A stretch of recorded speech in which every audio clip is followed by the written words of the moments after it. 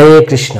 একবার তমাল কৃষ্ণ গোস্বামী মহারাজ, গর্গমুনি মহারাজ এবং শিল প্রভুপাদ ওনারা তিনজন মিলে কলকাতা থেকে মায়াপুরের উদ্দেশ্যে একদম গাড়ি করে ওনারা কলকাতা থেকে মায়াপুরের উদ্দেশ্যে রওনা দিয়েছিলেন।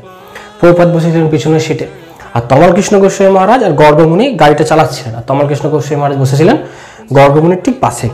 তো ওনারা দুজন যেভাবে হয় আর কি, আমরা দুজন যদি একসাথে বন্ধু যাই কোথাও তাহলে তো বিরাট গল্প করতে শুরু করে দিই। তমাল কৃষ্ণ গোস্বামী মহারাজ এবং গর্গমুনি ওনারা গল্প করতে শুরু করে দিলেন, জনজাগতিক গল্প, তার সাথে কিছু কিছু কৃষ্ণ কথা। ওনারা দুজন মিলে ওনারা কিন্তু গল্প করছে। পিছনের সিটে শিল প্রভুপাদ বারবার বলছেন, এই তোমরা শব্দ কেন করছো, তোমরা মন দাও, কনসেন্ট্রেট করো সামনের দিকে, এখন অ্যাক্সিডেন্ট করবে যে, সামনের দিকে মন দাও।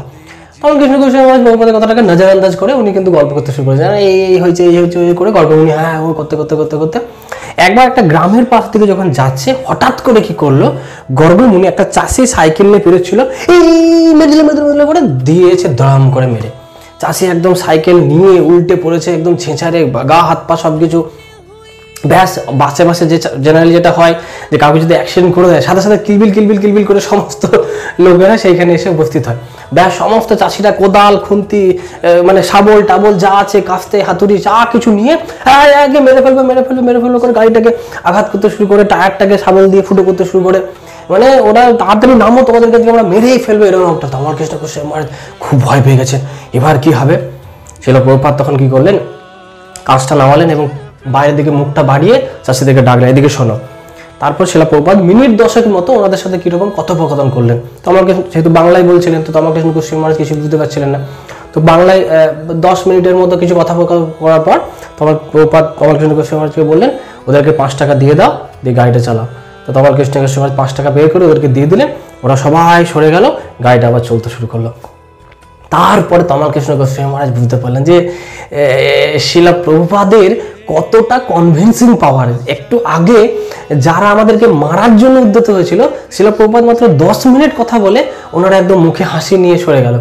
তো শিল প্রভুপাদের কতটা পাওয়ারফুল ছিলেন শিল প্রভুপাদ। তারপর থেকে তমাল কৃষ্ণ গোস্বামী মহারাজ এবং গর্গমুনি একটা শব্দ ওনারা করেনি। তো এখান থেকে আমরা দুটো জিনিস শিখতে পারি, এক তো শিল প্রভুপাদের বিচক্ষণ ক্ষমতা এবং শিল প্রভুপাদের দিব্যতা, যে ওনার দিব্যতা সকলকে আকর্ষণ করতো। আর 2 নম্বর, এই যে আমরা গাড়ি করে যাচ্ছি, এই যে কলকাতা থেকে মায়াপুর, এটা হচ্ছে আমাদের এই জড়জগৎ থেকে ধামের উদ্দেশ্যে যাত্রা। এই যাত্রাতে নজরে হাঁটি দুর্ঘটনা ঘটে, এবং সব থেকে বেস্ট উপায় হচ্ছে যদি আমরা শিল প্রভুপাদের কথাকে মেনে চলি। যদি মেনে না চলি তাহলে গর্গমুনির মতো কিন্তু আমাদেরও দুর্ঘটনা হবে।